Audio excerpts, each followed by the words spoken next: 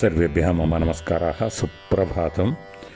अद्य रघुवंशमहाकाव्ये पञ्चमे सर्गे 42तमं श्लोकं पश्यामः।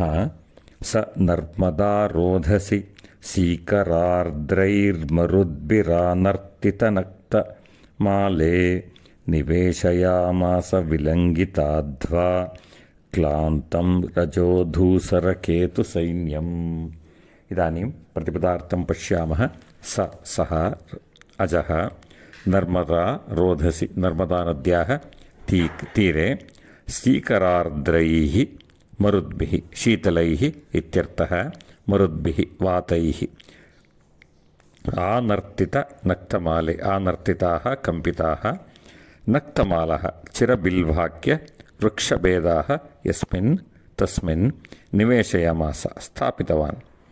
विलम्बिताद्वा अतिक्रान्तमार्गः, क्लान्तं श्रान्तं रजोदूसरकेतुसैन्यं, रजोभिः दूसराः केतवः, ध्वजा यस्य तं सैन्यम्। इदानीम् अन्वयं पश्यामः। विलम्बिताद्वा स सीकरार्द्रैः मरुद्भिः आनर्तितनक्तमाले नर्मदा रोदसी क्लान्तं रजोदूसरकेतुं सैन्यं निवेशयामास। इदानीं तात्पर्यं पश्यामः।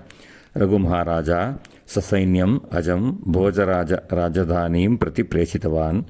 बहु दीर्घदिनप्रयाणं कृत्वा श्रान्तं रजोदूसरकेतुसैन्यं नर्मदानद्याः तीरे यत्र शीतलमारुताः आगच्छति स्म ते एव चिरबिल्वाक्यवृक्षान् कम्पयति स्म तत्र निवेशयामास। सर्वेभ्यः पुनः मम नमस्काराः। ಶುಭದಿನಂ. ಎಲ್ಲರಿಗೂ ನನ್ನ ನಮಸ್ಕಾರಗಳು. ರಘುವಂಶ ಮಹಾಕಾವ್ಯದ 5ನೇ ಸರ್ಗ 42ನೇ ಶ್ಲೋಕದ ತಾತ್ಪರ್ಯವನ್ನು ನೋಡೋಣ. ಭೋಜರಾಜನು ತನ್ನ ಸಹೋದರಿಯಾದ ಇಂದುಮತಿಯ ಸ್ವಯಂವರವನ್ನು ಆಯೋಜನೆ ಮಾಡಿದ. ರಘುವಿನ ಮಗನಾದಂತಹ ಅಜನನ್ನು ಕರೆತರಲು ತನ್ನ ಆಪ್ತರನ್ನು ಅಲ್ಲಿಗೆ ಕಳಿಸಿದ.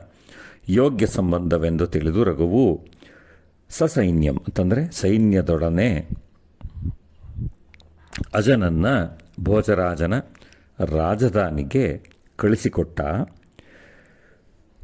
ದಿನಪೂರ್ತಿ ಸೈನ್ಯವು ಅಜನೊಂದಿಗೆ ಪ್ರಯಾಣವನ್ನು ಮಾಡಿ ಶ್ರಾಂತವಾಗಿತ್ತು, ಅಂತಂದರೆ ಅವ್ರಿಗೆಲ್ಲ ಆಯಾಸವಾಗಿತ್ತು. ಈ ಆಯಾಸಗೊಂಡಂತಹ ಸೈನ್ಯವನ್ನು ನರ್ಮದಾ ರೋಧಸಿ ಅಂತಂದರೆ ನರ್ಮದಾ ನದಿಯ ತೀರದಲ್ಲಿ ಇಳಿಸಿದ. ಆ ಜಾಗ ಹೇಗಿತ್ತಪ್ಪ ಅಂತ ಕಾಳಿದಾಸ ಇಲ್ಲಿ ಹೇಳ್ತಾ ಇದ್ದಾನೆ.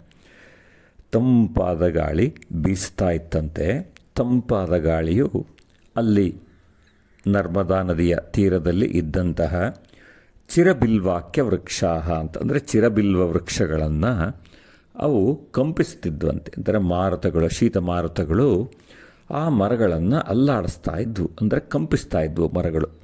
ಅಂತಹ ಒಂದು ನರ್ಮದಾ ನದಿಯ ತೀರದ ಪ್ರದೇಶದಲ್ಲಿ ದಿನಪೂರ್ತಿ ಪ್ರಯಾಣ ಮಾಡಿ ಆಯಾಸಗೊಂಡಂತಹ ರಜೋದೂಸರ ಕೇತು ಸೈನ್ಯ, ಅಂತಂದರೆ ಧ್ವಜಗಳೆಲ್ಲ ಧೂಳಿನಿಂದ ಮಲಿನವಾಗಿಬಿಟ್ಟಿದ್ವಂತೆ.